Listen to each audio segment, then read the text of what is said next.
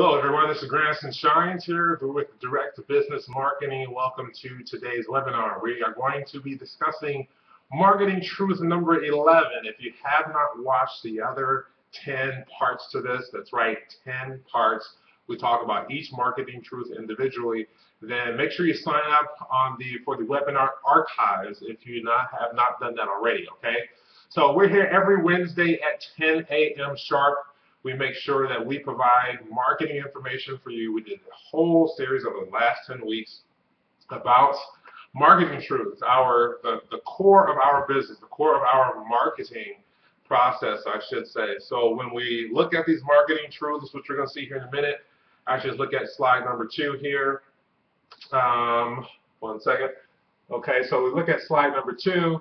We have all these marketing truths here in different colors. We're going to talk about number 11 today. So we've gone through you need an ROI, we've gone through the number 2, everything, 3 things every client wants, and so forth and so forth and so forth. So now we're at the last one, and then next week we're going to be starting a brand new series, webinar series, and we'll have all the webinars titles uploaded to the webinars page pretty soon here, okay? So the marketing truth is number 11. So let's start here.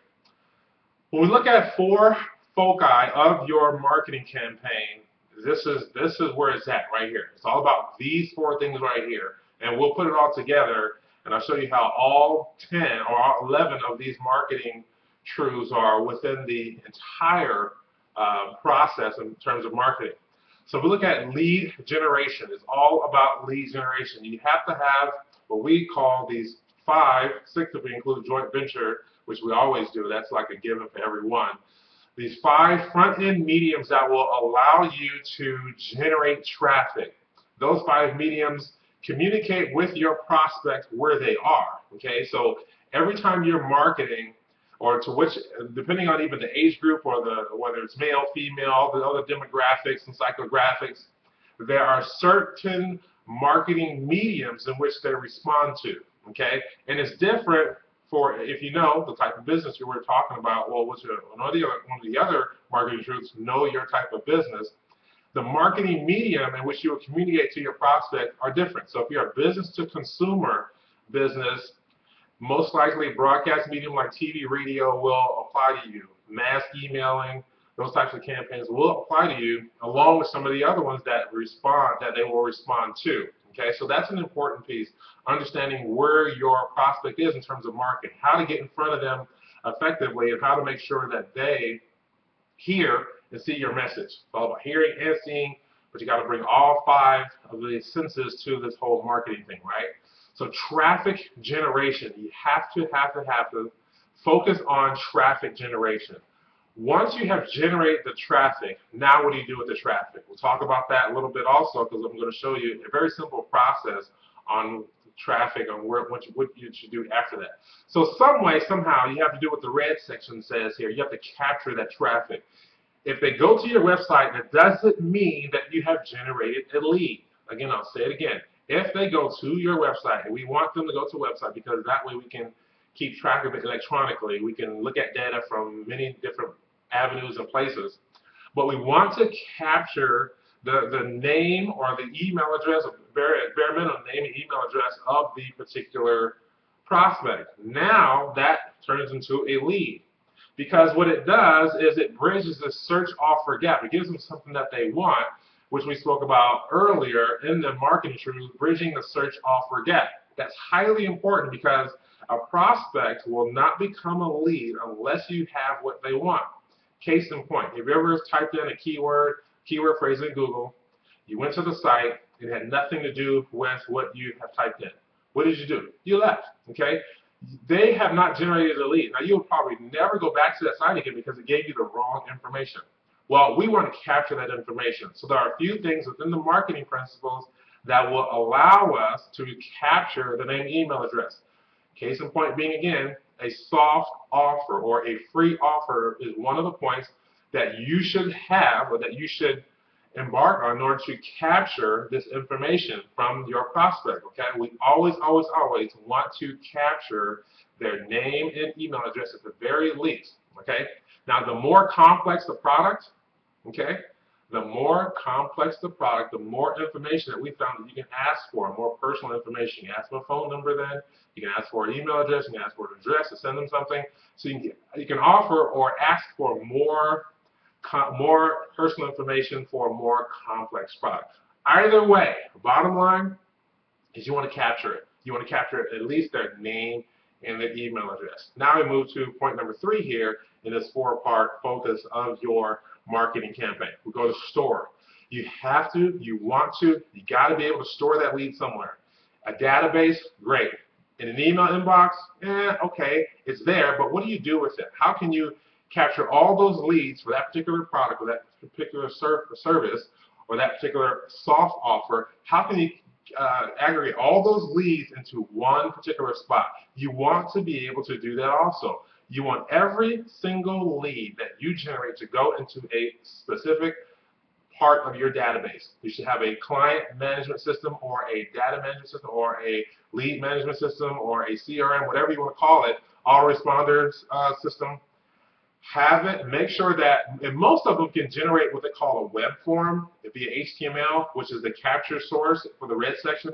Once you put it on any website, again, or any web page, as far as that goes, then you have the ability to capture it and then store it. You have to have some way for them to put their name, some place for them to put their name and email address, and then you want it to go to a particular database that you have already set up for that particular offer. So now, if you have multiple offers for different types of products and services, you can choose to email only that particular list for that particular product or service. Let's say someone opted in for, I don't know, just case in point here, a TV, right? They opted in for a TV, and they came and got the TV, and that's part of the marketing campaign, and now you want to email just those people who came and got the lead for the TV, okay, or who just bought that product or just bought that particular service, and you want to market or upsell them to something else. Well, your storage space, your storage spot for those leads should be able to have separate databases for your entire universe, okay? So that's how you start storing those leads and making sure that you can email them out when you want to, get in contact with them whenever you want to. That's the whole purpose here in order for storing the lead. Keeping those leads, upsell them later on. They might not buy from you right now, but they may be ready to buy later on, okay? As soon as you give them more proof, more information, all works good for you. Finally, you want to be able to nurture the lead, okay? They're not ready to buy, the lead needs nurturing. It's almost a tongue twister. If they're not ready to buy, the lead needs a little bit more nurturing. So what are you going to do? You're going to give them some more information. You're going to show them another video. You're going to give them something else for free. You're going to prove yourself. You're going to demonstrate your expertise. You want to do that because that will enable you to, what we always say, people always buy from people they know, like, and trust, right? People buy from people they know, like, and trust. So if you have a customer intimate business or even a more complex product or service, then you will have to inundate them with more information about what you have to offer. More content, more videos, more emails, more information that continues to feed and answer the questions they may have. That's why, one reason why it's good to have a list of FAQs, usually about your product or service, and you can turn those FAQs into a lead nurturing system, okay? That's something that you can do right now today. That would be some of your guys' homework, as a matter of fact, okay? Take a product that you have or a service, write down, say, as many as 7 FAQs, and use that as part of your lead management system or lead nurturing system when they opt in. So once you generate the lead, you capture that lead, you store it someplace, then you have this autoresponder, the drip campaign. I'm sure you've heard of that before. It automatically starts to send out information to them, answering their most pressing questions, talking about the things that they want, and then always, always, always, in the lead nurturing, you're always making an offer. It could be a soft offer. I mean, when I say soft offer, this time it could be a free offer, but when I say a soft offer, it doesn't have to be or so in-your-face offer. It can be something that's very, very subtle at this point, okay? So making sure you're able to generate, capture, store, and nurture leads. That's the 4 foci of every marketing campaign that you should have. There should not be a marketing campaign that you put out that does not go through this entire process or have these 4 points as the crux of what the marketing campaign is designed to do. So now let's put everything together. Remember, all 11 of these marketing principles, starting with number 1, going clockwise all the way over to number 11. Our core marketing principles can be outlined in something as simple as this right here. Here is a marketing process, a very simple one as a matter of fact, and all 11 principles are embedded in this process that you see right here, okay? I'll say it again, all 11. That's why it's not difficult once you learn how to think about marketing the right way. When you learn how to think about marketing the right way, you will superimpose all 11 of these marketing truths over even a simple process like this. There you have it. In the orange, we generate the lead. In the red, we capture the lead. The green, we store the lead. And the blue, we nurture the lead. There are many, many different ways to do that with all the mediums that are out there in terms of marketing. So this is putting it all together. This is your marketing process. You can take this right here and use it right now for your marketing campaigns immediately.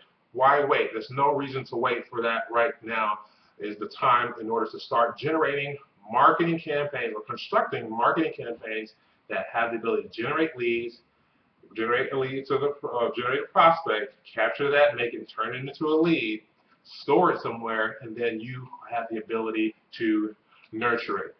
Here's my information. Give me a shout if you want to, you need to. I have no problem answering my phone, answering any of your questions. And for those of you who are not our clients or our clients got another website up or we're doing something else different, you want to take a look at your another website, sign up for our free online marketing assessment.